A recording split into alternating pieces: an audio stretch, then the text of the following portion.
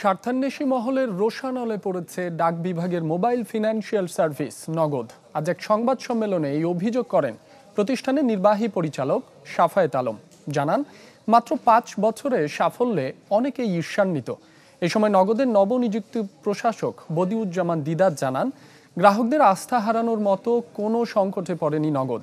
তবে সাম্প্রতিক গুঞ্জন সামাল দিতেই বাংলাদেশ ব্যাংক এখানে হস্তক্ষেপ করেছে। তিনি নিশ্চিত করেন, শুধুমাত্র প্রশ্নবিদ্ধ কর্মকর্তাদেরকেই নগদ থেকে সরিয়ে দেওয়া হচ্ছে।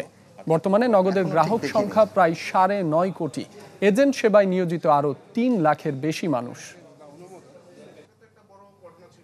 ব্যবসায়িক প্রতিদ্বন্দ্বিতার জায়গা থেকে হয়তো মনোপলিতে ফিরে আসাটার একটা অপচেষ্টা বা অপপ্রয়াস হয়তো কোনো অংশ থেকে ছিল। To be clear, Bangladesh bank এখানে ব্যবসার জন্য আসেনি। বাংলাদেশ ব্যাংক নগদ দখল করতে আসেনি। প্রশাসক যেহেতু নিয়োগ করা হয়েছে, সো বোর্ড থাকবে না, সিও থাকবে না। এছাড়া আমরা চেষ্টা করব কোনোখানে হাত না দেওয়ার জন্য।